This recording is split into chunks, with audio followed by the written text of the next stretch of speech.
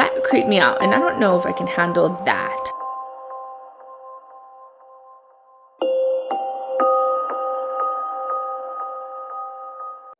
Hi guys, welcome back to my channel. If you're new here, don't forget to subscribe. If you've been here, thank you very much for coming back. So today I'm going to be talking about some haunted places that I would hopefully be able to visit. Maybe, I don't know.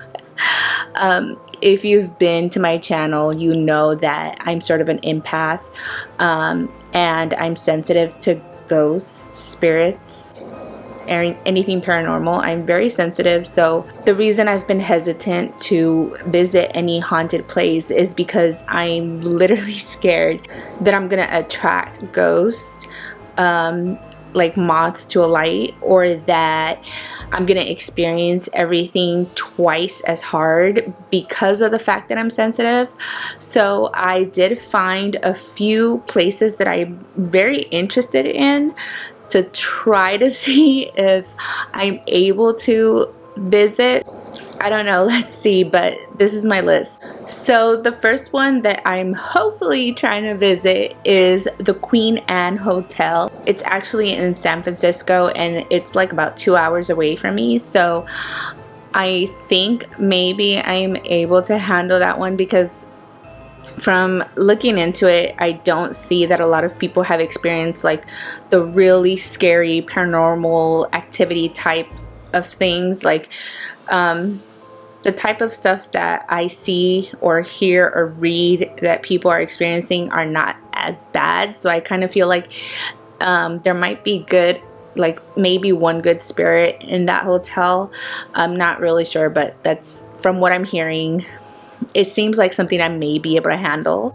So the first one that I'm hopefully trying to visit is the Queen Anne Hotel. It's actually in San Francisco, and it's like about 2 hours away from me. So I think maybe I'm able to handle that one, because from looking into it, I don't see that a lot of people have experienced like the really scary paranormal activity type of things. Like the type of stuff that I see or hear or read that people are experiencing are not as bad. So I kind of feel like there might be good, like maybe one good spirit in that hotel. So if you don't know about the Queen Anne Hotel, I'm not really sure on the background, because I have heard that this woman, Mary Lake, I had read that she's the one that found the Victorian mansion, and she ended up expanding it into a boarding house, boarding school, whatever you call it, for girls back in the 1800s.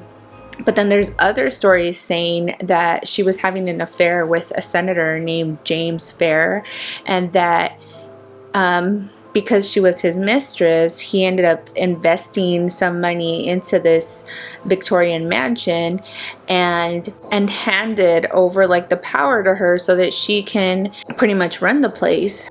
It didn't even last that long. It actually got shut down because of the economy.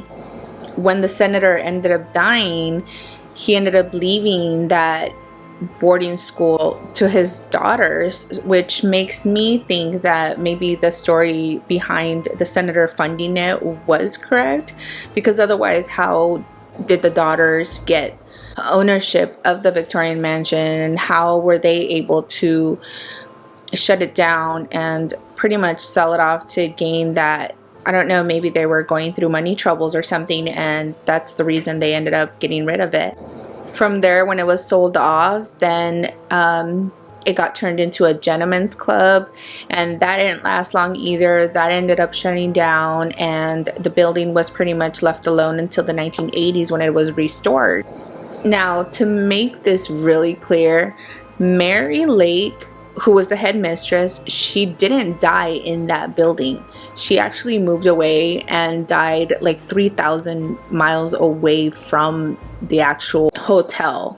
Supposedly there's people that say that they have seen her, they've seen like her shadows, they've seen her appear, they've heard a woman singing. I read somewhere that apparently people have experienced covers being pulled over to them, like as if they're being tucked in, which to me that's a little weird, because anytime I hear anything paranormal, it's always the blankets being pulled off. So to hear that people are experiencing the opposite, it's, I don't know, it's kind of weird.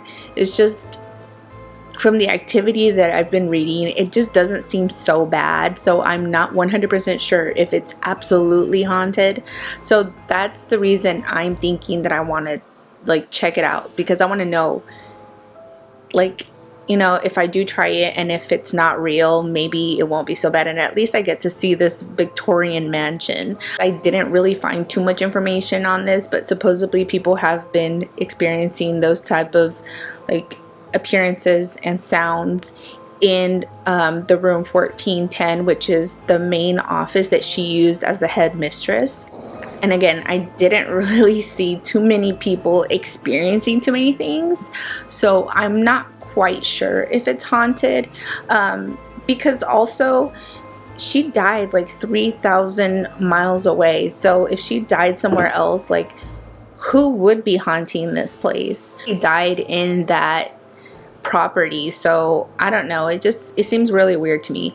But I also do believe that when people die, they don't know they're dead, so they're just living in limbo, and they, like the ghosts that are walking down the highway and they keep repeating that same motion because they're stuck in that limbo. So I kind of feel like maybe the headmistress, Mary, maybe she doesn't know that she's dead, and maybe she's like, you know, just living out her life, thinking that she's still running that place.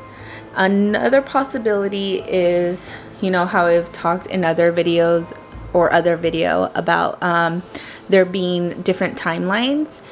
I mean, maybe there's a different timeline that's crashing into this timeline right now, and maybe she didn't die, maybe she's still running the place. And maybe when people say they hear something or they feel something, it's because they're feeling that other reality. And that's just, I don't know, that's just my thoughts. But anyway, that's one of the places that I want to visit. The second one that I want to visit is the Cecil Hotel, and I know this one is really popular. I know a lot of people really know about this, especially because of all the famous deaths that have happened there. That one is in Los Angeles, and it's in Southern California, which is where I'm from. And although it does seem like it's scary, I don't really believe that it's haunted in the way that you're gonna be scratched or door slamming or stuff that'll spook you.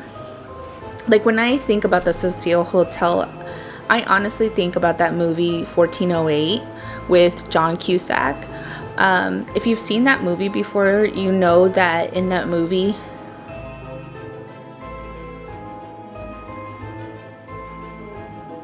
when he goes to stay in that room, he sees the people that offed themselves.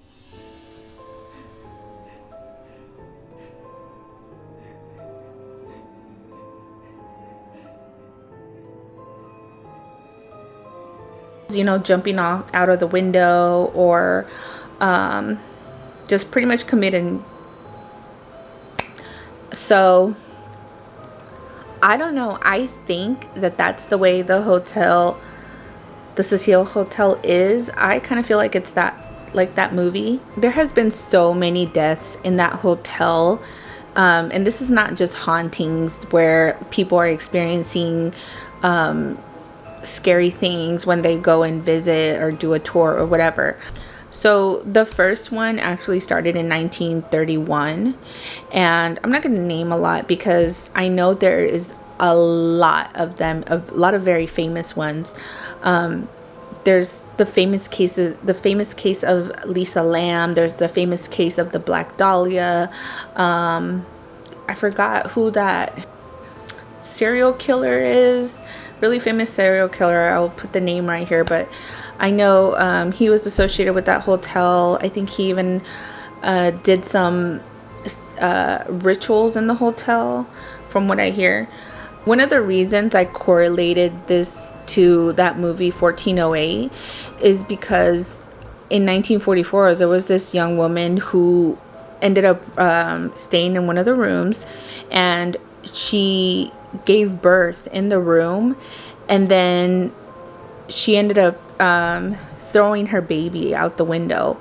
Supposedly they're trying to say that she did it out of despair, but I mean, if there's so many deaths in this hotel, we don't know if there's anything paranormal that's causing all these events to happen. Again, I'm going to go back to relating it to that movie 1408. In 1408, the reporter ended up staying in one of the rooms, and he was experiencing all these hallucinations. Alcohol. I was just checking to see if the accommodations are exceeding your expectations. You know goddamn well they are! And to me, I feel like that's what's happening with the Cecil Hotel, because there's no explanation for any of the deaths. There's a lot of them that they're just mysteries. The woman, why did she do that in that specific hotel? Lisa Lam, it's a big mystery. Nobody knows what happened with her. Nobody knows who did it. Nobody knows anything. So there's so many unexplained deaths that, to me, I'm relating it a lot to that movie. And I know it's a movie, but it was based off of an actual, I can't name anybody off the top of my head, but it was off of someone who actually experienced this.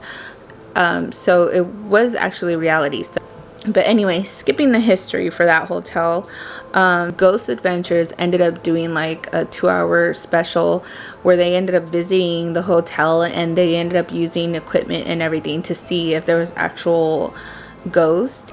And they reported that their team got scratches. They recorded audio, they recorded video, and captured a few things. Whether it's real or not, I don't know, but I mean, obviously there would be some type of haunting because of all the people that have died there. But I do think that that serial killer, I believe that because the serial killer did that ritual, or he was doing like devil worshipping or something, I believe because he was doing that, it must have caused something to start like a ripple effect. From my understanding, it's not open right now, and let me just quickly look before I say this, and it says that it is still closed. The owners, apparently they ended up trying to rename it to the Stay on Main Hotel, which makes no sense, because just because you rename it doesn't mean it's gonna clear off all the history. You can't erase spirits, you can't erase all that horror that happened in that hotel. So currently it is closed, but if it did end up opening up, I would like to try to go. I don't know, maybe if I get like near the property or something, maybe I could like feel something. Like, has anybody like actually tried to like walk near the property to see if like anything happens? Like, I haven't heard of any of that. Like, all these is experiences of like during when it was open. As of 2017, it's been closed. So I wonder if anyone has like experienced anything like in the surrounding areas. Like, if they have, just put a comment below, because I would like to know that. Like, I wonder if like I visit like the surrounding area of the property, like I wonder if it'll be the same as you're in the building. I don't know, I'm just talking here.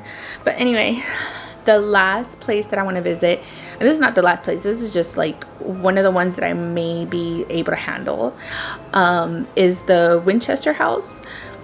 The Winchester House, I didn't really know much about it. I know that I had heard when the movie came out, and I was kind of relating it to the Supernatural, Sam and Dean Winchester. I don't know why I thought when I heard Winchester House, I assumed that it was based off of maybe like their background. I don't know. But anyway, if you don't know about the Winchester House, pretty much this married couple, they owned this company where they sold weapons, guns, I guess. And when the husband died, the wife Sarah, she ended up going to a medium and this is all rumors. I mean, you know how rumors start. So there was a rumor that she went to see a medium, and supposedly the medium told her that in order to that there was spirits were angry at her for owning the company and selling guns, and those guns killed people, so those spirits were angry with her. So in order not to be angry with her, they had her move to California, build this extravagant house for her and the spirits. Now, obviously, like, hearing this now, you'd be like, what the heck? Like, okay, like, look, I believe all this scary stuff, but not enough to where I'm like gonna believe something like that. Like, there's an extent, you know what I mean? But anyway, she believed it apparently. And this, again, this is just a rumor. She ended up moving and started building this house, and this medium had told her that as long as she kept building or kept the construction alive, that she would stay alive, and if the construction would stop, then she would like pretty much die, which makes no sense because she ended up dying anyway at 82, so that makes no sense. So she ended up building this extravagant, huge house. The house had 950 doors, 10,000 windows, 40 stairways, 52 skylights, 47 fireplaces, 6 kitchens, and a trio of elevators. It's funny because when you go into the story, they're saying that supposedly she made this place into a maze. It was so complicated inside that even when she had passed away and the movers went in, apparently one of them got lost. They didn't know, they couldn't really properly count the rooms. They ended up deciding to estimate it at 160, but they couldn't really get the exact number because, I don't know, what are you doing, getting lost? I'm not sure. It ended up not being finished properly. Nobody knows if it's because of the earthquake that had happened in 1906, I believe.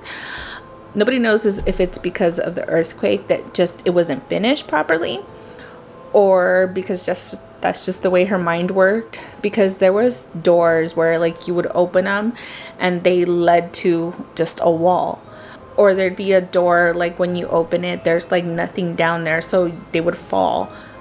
Well, I'm not saying people would fall, but I'm saying like you could fall if you open that door. So because of the way it's structured, a lot of people just thought she was weird, crazy, because she just, the architectural mentality behind it, it just didn't make sense.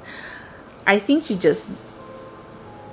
was either really smart, an intelligent woman that we just couldn't figure it out because we're not as smart as her, or number 2, she just really believed that she needed to keep the construction going to keep her alive. So that would make sense, you know, if she thought that she had to continue on doing construction. In order to continue construction, there has to be a way to keep it going. So that could be a possibility of why it's such a maze and why it's so strange to just normal people that don't know how to think, I guess. I don't know. Now to the ghost part.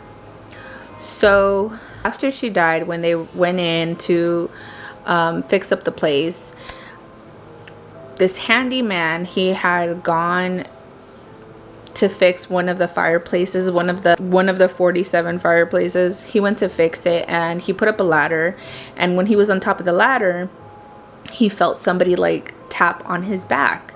So he kind of turned around and he thought, okay, maybe it was just my imagination, which I've thought stuff like this too. Okay, maybe that's just my imagination. So he just kept working. And then again, he felt like somebody like push his back, and that's where he's like, oh heck no. So he just came down the ladder and just moved on to do something else. when the tour guides, those are the main ones that have like the stories of things that happen around the house. And I guess like the main activity is on the 3rd floor. I guess they hear footsteps when no one is around. They hear whispers in their ear, which is kind of strange because nobody really died in that house. There's nothing documented that anybody died.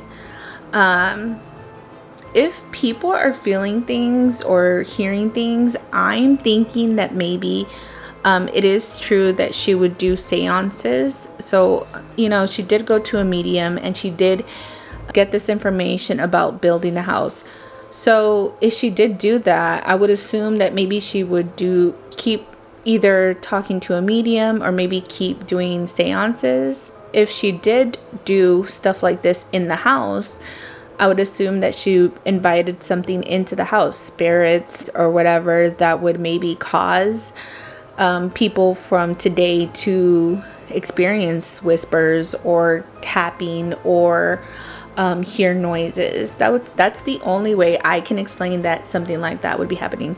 That, or maybe people are just making stuff up because it just doesn't explain like how this is even happening. You would think that maybe if somebody died there, or maybe there was a dark story behind it, but there really isn't. Like, yeah, she passed away in the house, but she was older already. She was already in her 80s, so she did have a good life. She did have a daughter that died when she was 6 weeks old, when she was first married, but that didn't happen in that house. Her husband didn't die in that house, so I don't know if they're maybe hearing footsteps or maybe hearing whispers. It could be her. I mean, she did die there. But again, in her 80s, I would assume she would move on to see her husband. I don't know. Maybe I'm thinking too much into this, but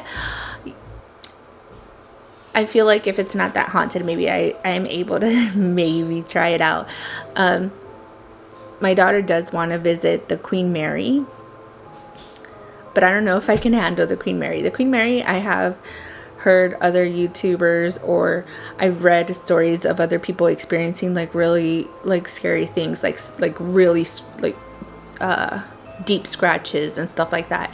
And I even saw one from, I believe, Haley Reese, where like there was a huge scratch on her leg or something, or her friend. I don't remember. I watched it a long time ago, but that creeped me out, and I don't know if I can handle that. Like dark entities, dark spirits, that I don't know if I can handle. So I know my daughter does want to visit the Queen Mary, but that one's gonna be like all the way at the bottom. I don't know. So yeah. So anyway, yeah, these are the places that I would maybe want to visit. If you know of any more, comment below. If you like this video, don't forget to hit the like button, and I'll see you next time. Bye.